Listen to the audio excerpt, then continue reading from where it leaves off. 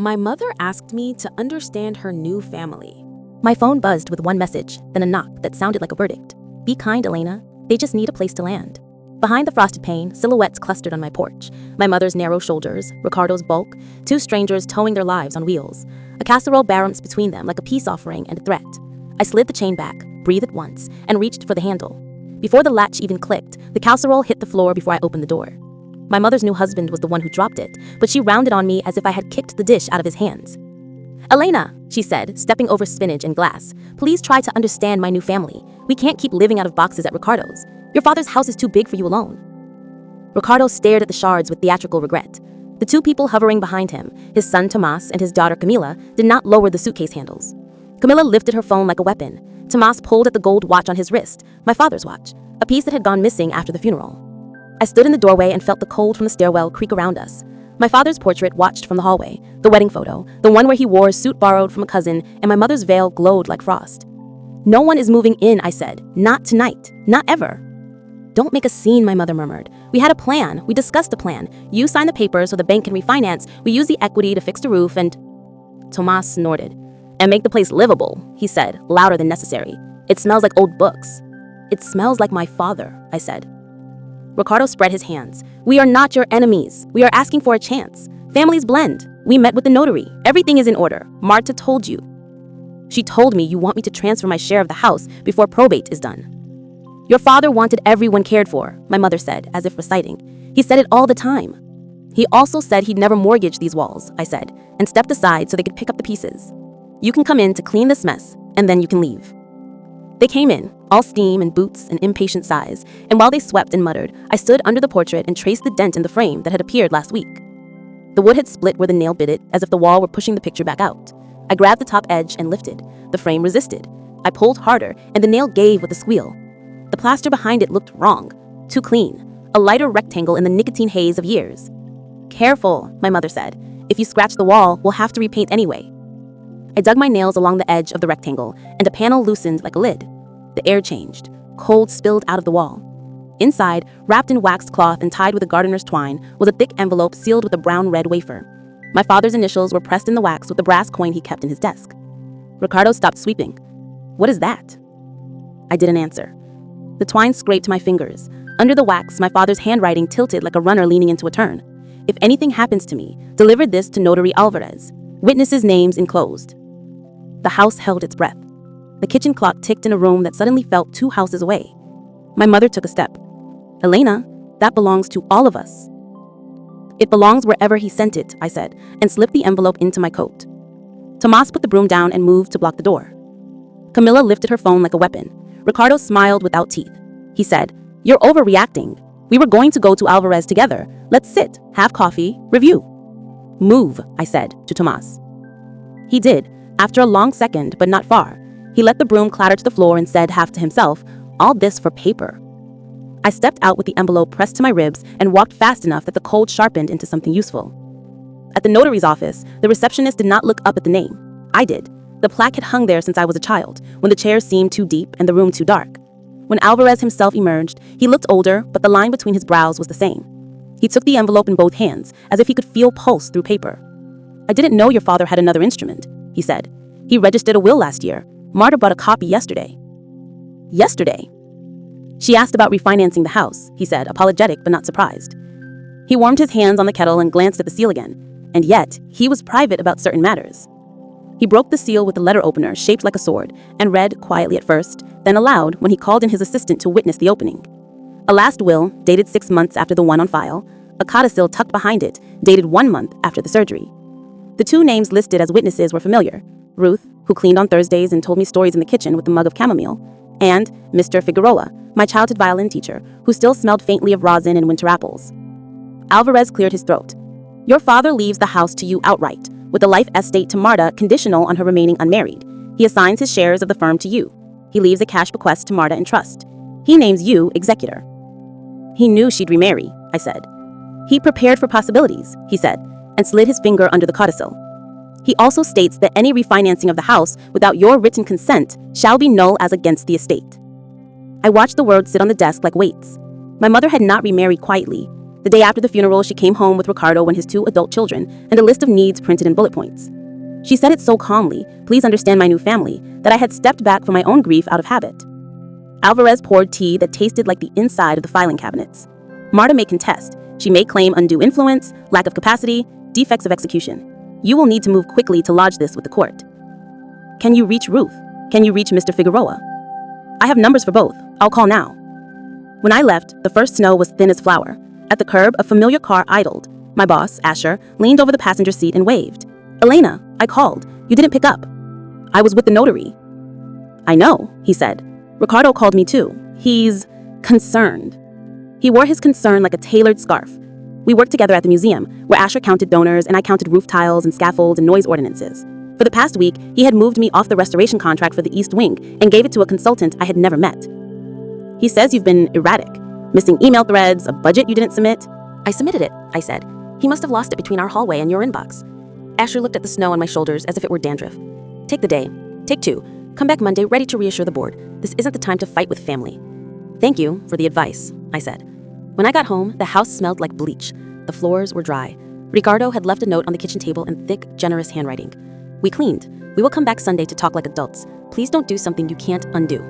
On Saturday morning, Ruth arrived with a cake tin and 2 umbrellas. She put her fingers on the envelope creases as if to read them like lines on a palm. "He wrote this the day the light broke in the kitchen," she said. "He said he had left something in the wall years ago, and I told him the frame was stained and should come down for cleaning anyway. He laughed and said I had always been the real boss. You signed as a witness." "I watched him sign, and then I signed," she said, and wiped at a corner of the tin. "Mr. Figueroa came at 4. I made tea. He cried when your father asked. You know men." I didn't answer. She took a photograph from her purse, the kind that comes to life when you touch it. My father, thinner than his suit, leaned on the counter while 2 women held the document flat, and 2 men held their breath. "He didn't want fighting," she said. "He wanted the house to stay a house." Mr. Figueroa arrived with his hat tucked under his arm and placed his hand on the kitchen table as if it were a piano. He had clarity that day. He tuned himself to it. I tuned to him. On Sunday, my mother rang the bell twice and then opened the door with her key. Ricardo walked in as if he had bought the air. Tomas and Camila trailed with shopping bags. "We're here for a conversation. No more ambushes." I put the will, now copied and filed, on the table. "This is what he wanted," I said. Ricardo read for a long time. He pressed his finger against one paragraph as if it might bend. "Self-proving affidavits, of course." Tomas scoffed. "So we get nothing? You get what my father wrote. You get your father and your sister and your own home not mortgaged to mine." Camila pulled out a loose thread on her sweater. "We sold our place to pay debts. Dad said the timing was perfect." Ricardo's smile did not reach his eyes. "We are not here for pity. We are here because your mother is entitled to dignity." "Dignity isn't the same as control," I said. My mother folded her hands. "Elena, I have always supported you. I sat through your recitals. I drove you to internships. I lived with your father's stubbornness. Now I ask you to be flexible. You brought strangers into the house before the flowers had wilted. They are not strangers. They are my family. You chose them. He chose me." She flinched, barely. Ricardo put his hand over hers. "We can go to court and waste months, or we can agree on a distribution that respects everyone." "We already have one," I said, tapping the page. He leaned forward. "Do you know what happens to a house in litigation? It rots. Pipes burst. Vandalism. Taxes accrue. A judge will insist on maintenance costs. You work for a museum. You know how fast the old goes to ruin? I know how fast men like you strip what you didn't build. We're done." They left with faces that had been taught to win. The quiet bloomed behind them like a bruise. Monday at the museum, security stopped me at the desk. "Asher wants to see you," the guard said, trying not to meet my eye. Asher's office smelled like citrus and new carpet. He closed the door behind me with a careful click. "There's an issue," he said. "The finance team flagged your email for a message you sent to procurement Friday, authorizing an unbudgeted contractor." "I didn't send that," I said. He turned his monitor. My name, my signature block, my same impatient period at the end of hello. The attached authorization was crisp and false. "Ricardo suggested you might be under strain," he said. "You're pulling the East Wing because my mother's husband called you?" "I'm pulling it because the board doesn't like noise around money. I need you to be clean. Then stop letting strangers launder their concerns through your office." He rubbed his forehead. "Take the week. Be invisible. Let this settle." The week did not settle. The bank called about a refinancing request that would not be processed without my signature. When I told the woman my father had prohibited refinancing without my consent, she said that she had not found that document in the file and asked if I could fax it. Camila tagged me in a video that panned across my father's study with the filter that made the books look like they were breathing. Tomas parked his car across my driveway twice and shrugged as if the asphalt had moved under him. Ricardo sent a text that read, "A good compromise leaves everyone slightly unhappy," followed by a smiling emoji that made my teeth ache. On Thursday, the museum's general counsel emailed me a terse request to bring my laptop to IT. I left it in the hands of a man who did not look at me when he said thanks. I walked home through snow that had become dirty lace and saw the front door ajar. Inside, the hall smelled like cold metal. The study light was on. A drawer hung open like a mouth. There was no mess. Someone had moved like a person who knows where things live.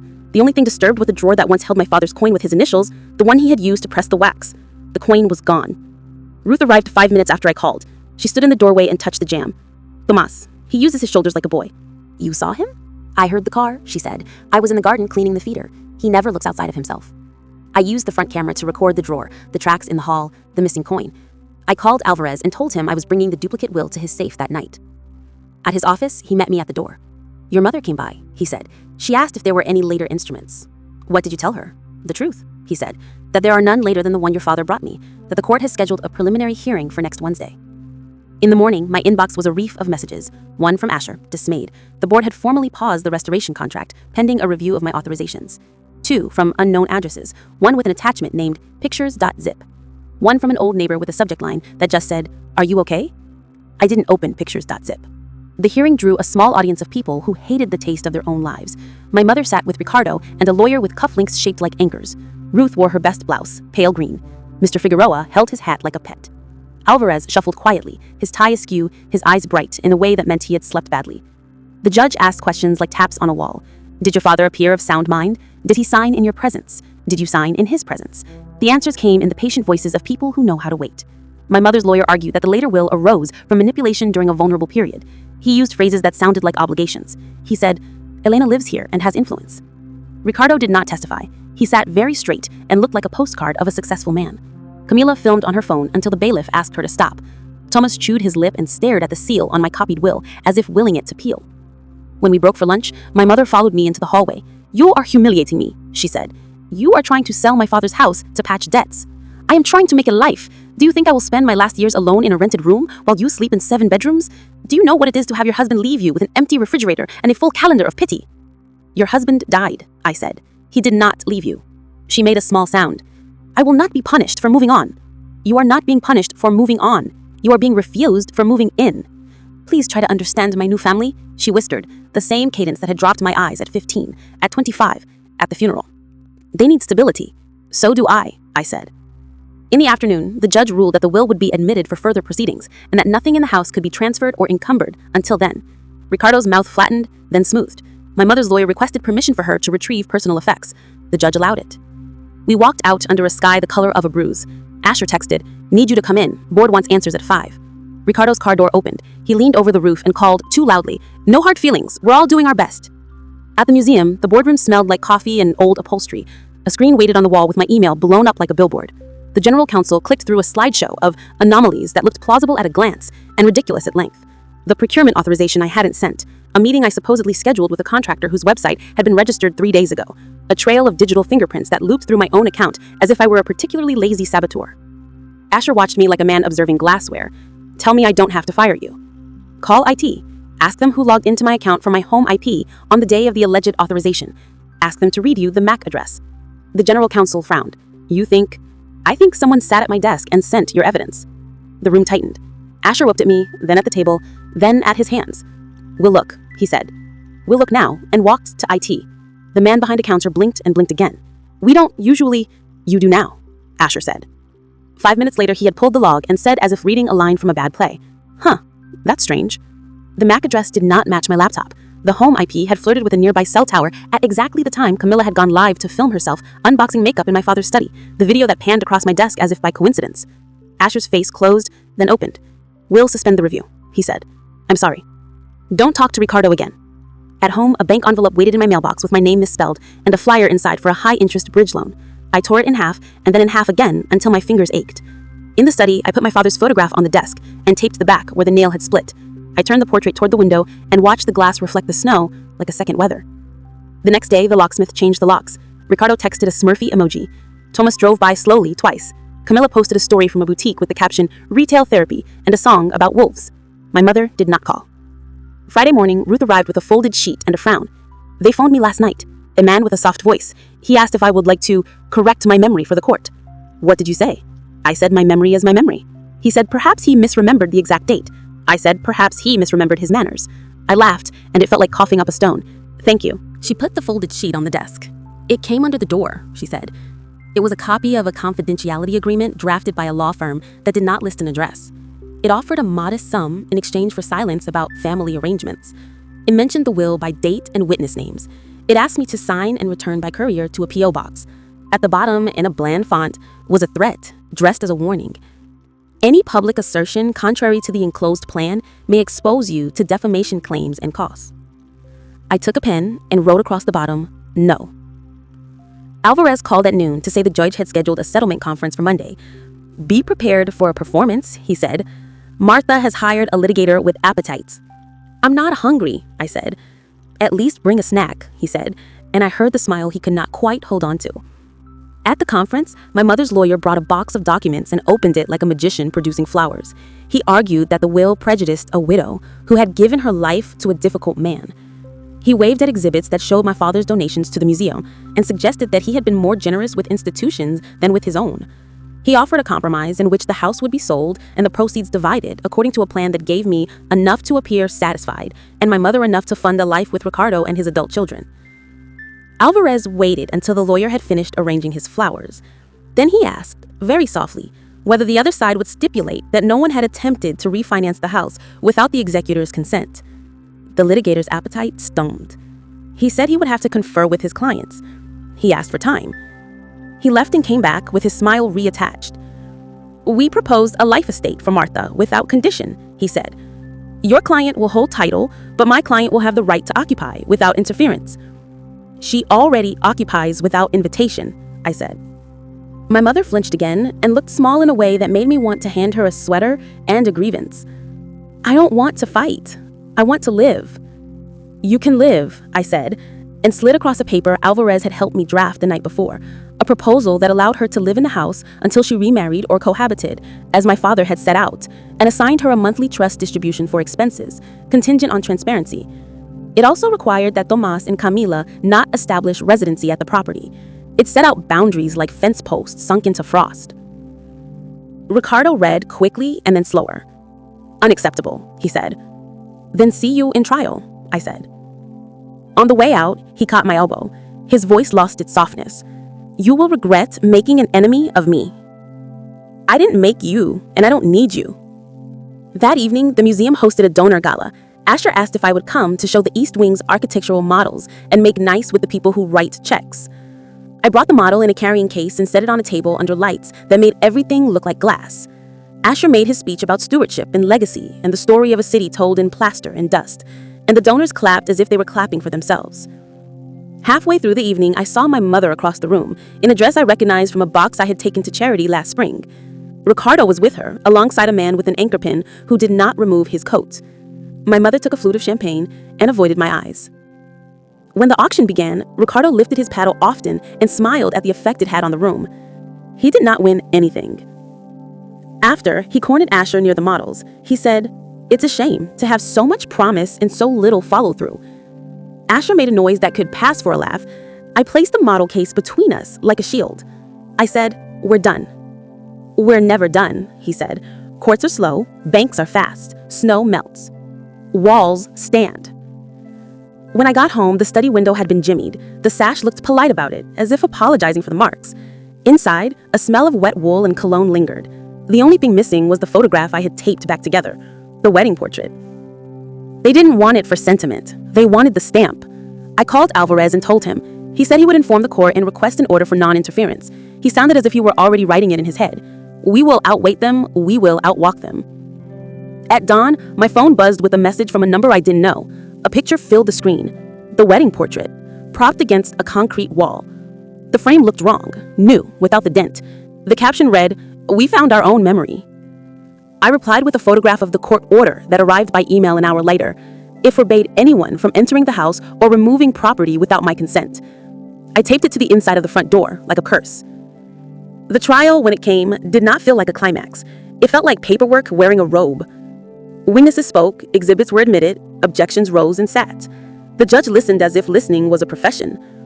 My mother's lawyer tried to make the will into a scandal. My Alvarez made it into a document. Ruth's voice held. Mr. Figueroa's hands trembled on his hat, but not in his words. In the end, the judge admitted the will to probate and appointed me as the executor. He upheld the life estate as written. He declined to award fees to either side. He set a schedule for inventory and reports. He reminded everyone of the order against interference and of the existence of criminal penalties for contempt. Outside the courthouse, my mother stood with her arms crossed as if cold. "I hope you're satisfied," she said. "I'm not satisfied. I'm done." She did not answer. Ricardo took her elbow and steered her to the car. The Moss looked back at me once with a face I did not recognize, like a boy who has realized that the ocean does not care how loud he is. Camila filmed the courthouse steps and added a song about losing. At home, I opened the study window wide and let the air scrape the room clean. I placed the copy of the will in the safe and closed my eyes and pictured my father's hand on the table, steady even when his breath was not. I called Alvarez and told him I would be in on Monday. I called the locksmith again and told him to add plates to the windows. I called Ruth and asked if she wanted to come to the market with me to buy oranges. That night, the house did not creak like an old ship. It settled and exhaled. In the morning, the porch was powdered with snow like sifted sugar. I shoveled a path and looked up at the empty space where the portrait had hung. The wall seemed taller without the frame. I pressed my palm against the cool rectangle where the hidden panel had been and listened to the house breathe through its vents. The phone stayed face down on the desk. The court order hung inside the front door like a second lock. The knock wasn't loud. It was careful. 2 officers stood on the porch with their hands visible and their faces set to neighborly. "A wellness check," they said. An anonymous caller worried I hadn't been sleeping, that I'd said things about ending it, that there were legal pressures. Their body cams blinked at my hallway. "I'm fine," I said. "I ate, I slept. I have a court order against interference with the property, which includes surprise visitors on someone else's errand." They glanced at the paper on the door, read enough to understand the shape of my life, and asked if I would mind if they looked around just to close the call. I mind. I let them look anyway because I could hear the strategy breathing under the request. A recorded visit, a line in a file, a future footnote labeled unstable.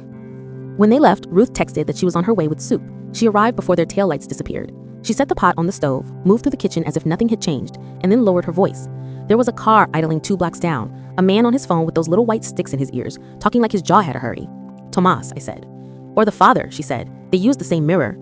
We ate standing at the counter. The spoon clinked against the pot. In the quiet, the mailbox flap snapped. I opened it to a thin envelope with my name typed slightly to the left of center. Inside, a notice from a bank I didn't use, reminding the executor that rent on safety deposit box 313 was overdue and would be debited from the linked account in 30 days. Ruth touched the paper. "He kept saying numbers before he slept," she said. "Sometimes 3, sometimes 6. I wrote them down because he asked me not to forget. 313 was one of them." I called Alvarez. His assistant put me through. He sounded like he had been reading for hours. "As executor, you can present the letters and inventory the contents," he said. "Do not go alone. Do not announce your destination." "Ruth is here," I said. "We'll go now." At the bank, the manager read the order and my letters and took us down to a room where the boxes sat like quiet mouths. The key was in the bank's jar. My father had never misplaced metal. Box 313 slid forward with an indifferent sigh. Inside, a flat blue folder, the kind he used at the shop, a spiral notebook, a thumb drive, and a small zip bag. 2 photographs, a card with a single sentence in his hand, "Call only when alone," and a number with no name. The notebook held dates, short entries that read like anchors. Marta brings Rick. Rick laughs, asks too many house questions. Alvarez says keep copies off-site. Ruth witness, Figueroa witness. Don't tell E until done. The blue folder held receipts and contracts from the year before he died. The thumb drive looked like any other. One photograph showed the wedding portrait hanging at its old height. The other showed the study wall with the panel open, the envelope inside, a coin on the desk beside it, his coin. The manager asked if we wished to keep the box. I said yes, and paid the rent because the gesture felt like ballast. We carried the folder and the notebook and the drive in a tote Ruth had brought for oranges. Back home, I scanned the notebook and put the originals in the safe with the will copy. Only then did I open the blue folder. At the top, a letter on museum letterhead, unsigned, draft language for a strategic personal loan against home equity, with the placeholder name, R. Sanch. Below it, a memo from a private lender with fees that would turn $1 into a bruise. Stapled to the back, an email printed without headers. He'll sign if Marta pushes. We just need executor out of the way for 72 hours. Handwritten across the bottom. No, A. A, Ruth said. Asher, I said, and tasted the metal in his name. I'd seen him write 100 notes to himself, and the A always leaned like a ladder. We plugged the thumb drive into my old laptop. No network, no cloud, a clean mouth for the dirty coin. The drive held 3 audio files and a series of PDFs. The audios were muffled at first. Then a click, a throat, Asher's voice. Ricardo, the board won't underwrite drama. Ricardo's voice. Boards underwrite confidence. Get her away from approvals for a week. I'll take care of the house. You take care of optics. A third voice I didn't recognize. Anchor ready to file if she talks. We'll call it a clarifying complaint. The timestamps were 2 days after the funeral, 1 week after, and the day before those emails that hadn't come from me hit procurement. Ruth didn't speak. She turned the volume down as if sound could cut. We take this to the court, she said.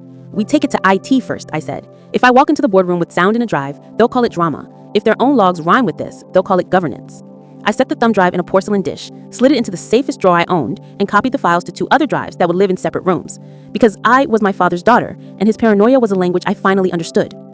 The next knock wasn't careful. It was a heavy hand at the side door that made the glass rattle. I looked through the peephole and saw nothing but coat. When I didn't open, whoever it was took the hint and tried the handle. The deadbolt held. The motion light flooded the yard. Snow turned to paper. "Police," a voice said, but the badge pressed to the glass looked like a clubhouse coin. I called the real police from the hall and kept my voice flat. By the time a patrol car idled at the curb, the man with the coat had gone.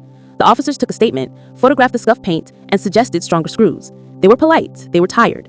I could see in their faces that my address had started to mean paperwork. At work the next morning, Asher met me at the elevator with a face I knew, the apologetic one he used when a donor wanted the impossible. 5 minutes, he said, and didn't wait for yes. In his office, the blinds were half closed, stripes across his books. "The board wants closure," he said. "They want the east wing clean. They want you to take the rest of the month and let the dust settle." "The board can hear something first," I said, and set the printout on his desk. The MAC addresses from IT, the login times, the procurement ghost. I didn't mention the thumb drive. I didn't mention the blue folder. I let the log speak. He read. He stopped at the line that put a device inside my house at the time his email had been sent from me. He ran his hand over his hair. "We'll reopen the review," he said. "I'll communicate with counsel. You'll disclose any outside contact regarding my role since the funeral." He looked past me. "I'll do what is appropriate." Ruth called as I left his office. "Your mother is on the porch," she said, with the suitcase. I told Asher I had to go home. He nodded like a man excusing himself from his own party. My mother stood with the suitcase at her knee like a dog that wasn't allowed inside. The court order looked down from the glass at her shoulder. She didn't reach for the handle. She didn't look at the new locks. She said, "I asked to come in. You didn't answer." My phone was on silent at work. "I turned my phone off in the taxi," she said, and I believed her because she said it like a confession and because she hated to be unreachable. "Can we sit on the steps?" We sat. The wood was cold through our coats. The snow on the railing had crusted into something that would hold a thumbprint. She didn't look at me when she spoke. "He says you're trying to turn everyone against us. I'm keeping the house from becoming a hole. He says you've recorded private conversations.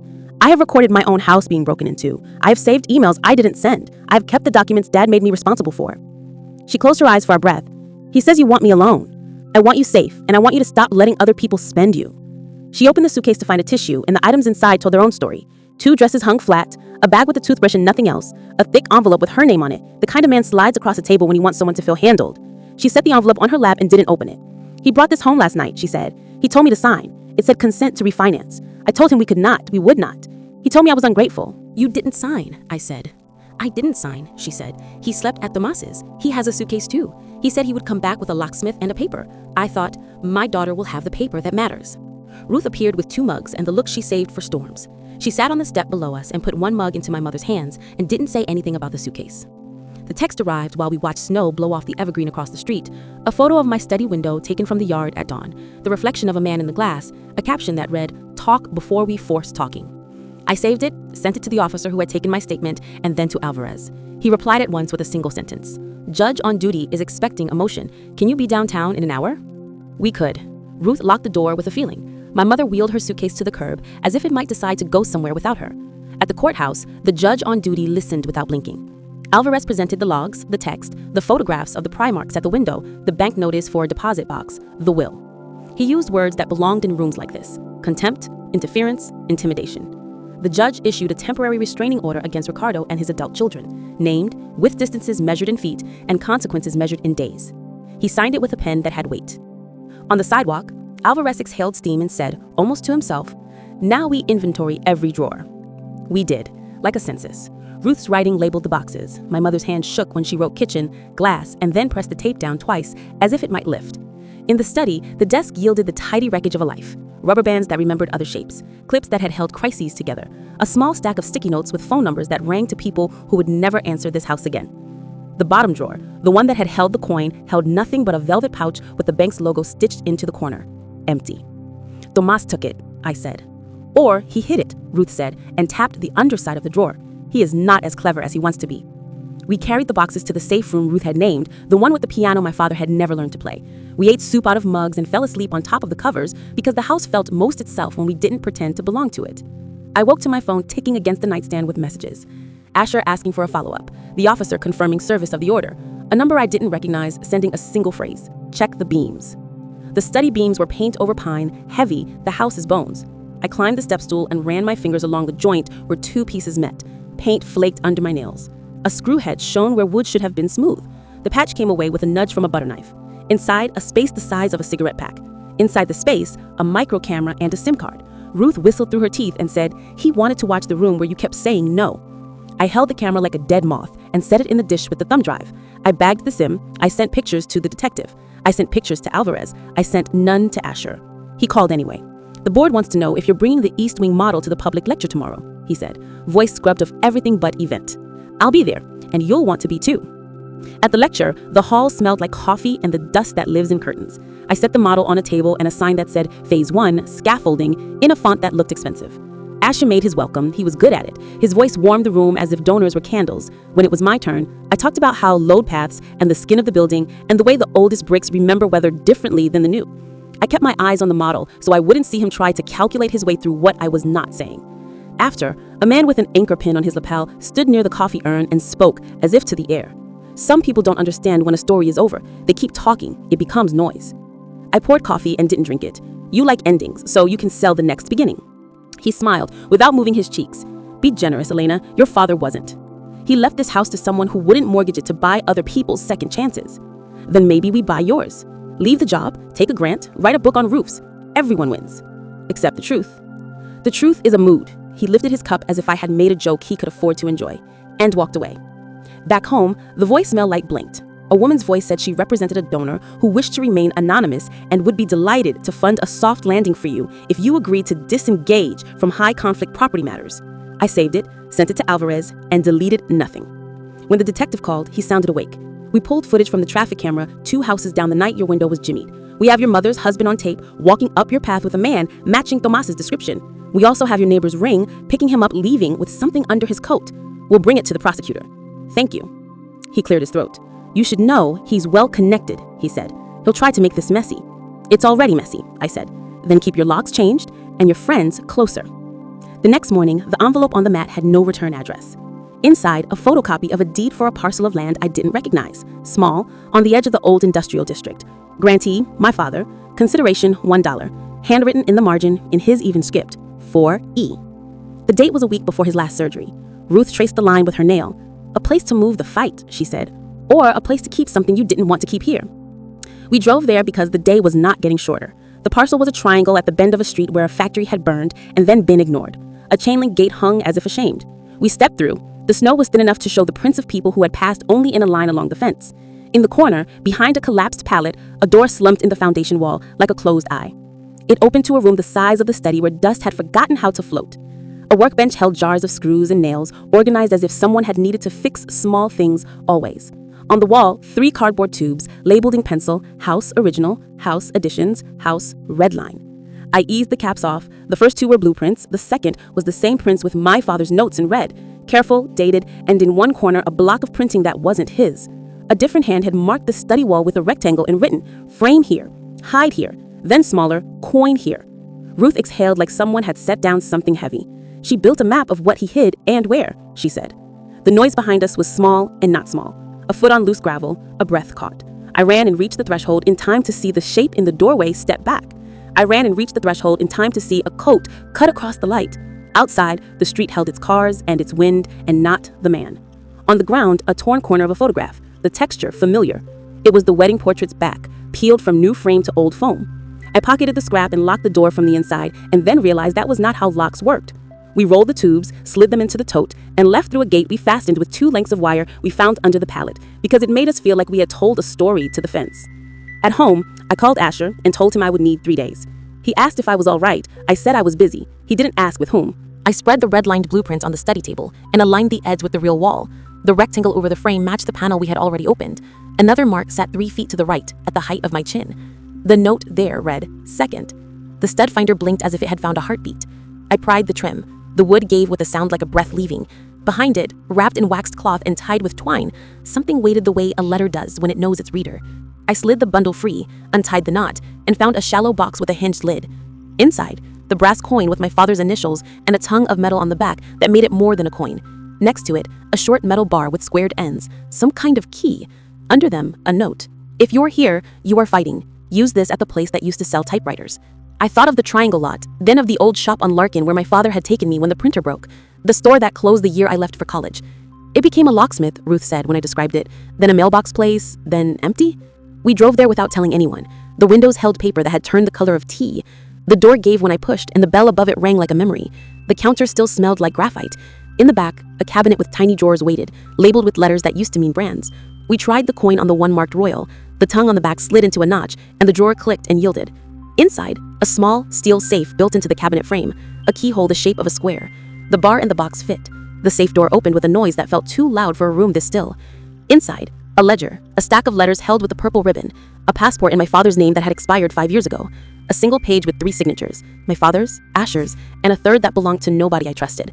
The page was a pledge of collateral for a loan between friends, with the house address typed neatly and then crossed out in ink and replaced with the words, "No collateral, witnessed, Alvarez." The letters were from Asher, written in the low season between fund drive, offering help with temporary cash flow strain and asking for discretion. The ledger showed deposits and withdrawals that traced a map between my father's business and a shell lender, and in the end, a number that matched a donation fit for a naming plaque right before the gala that had made Asher look taller. Ruth didn't say anything. She didn't have to. We closed the safe, locked the drawer, left the shop with the ledger and the letters wrapped in my coat because there was nothing else to wrap them in. On the sidewalk, my phone shook with a call from a number I didn't know. I answered. My mother's voice, small and clear. "He's at the house," she said. "He has a man with him. They have a paper they say overrides your paper. The police are skeptical. Can you come?" I could. We could.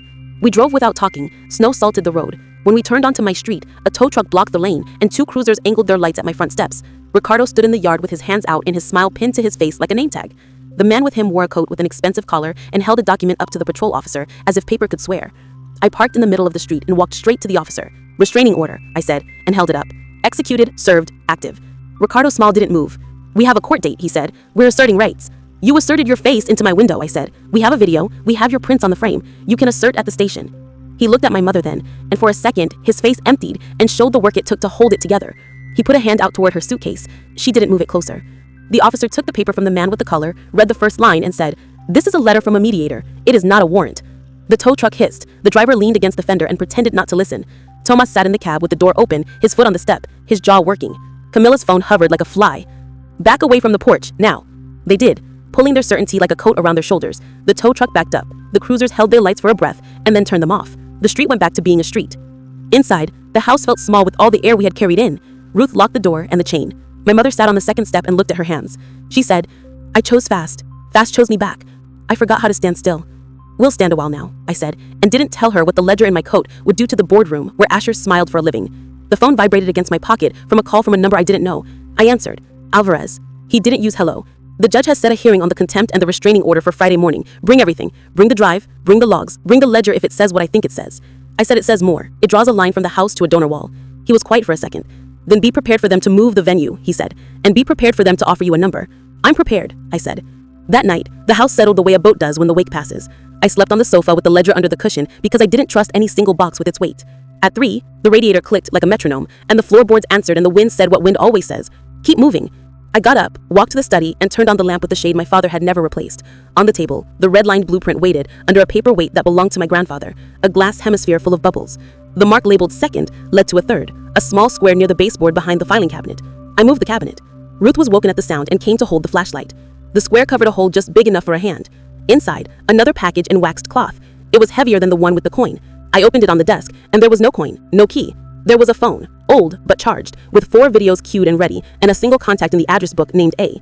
The first video showed my father at the kitchen table, thinner but not yet frail, speaking the date and the names of the witnesses, and then saying, "If this is being watched, it's because someone is pretending I didn't mean it."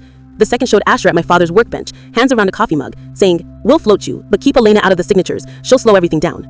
The third showed Ricardo at the same bench on another day, smiling at the camera and not realizing it was a camera, saying, "She'll break before paper does." The fourth was only the study wall, framed and quiet, as if the room were making its own statement. Ruth put her hand on the edge of the desk to steady herself. "Friday," she said. "Friday," I said, and the phone in my hand buzzed once as if agreeing.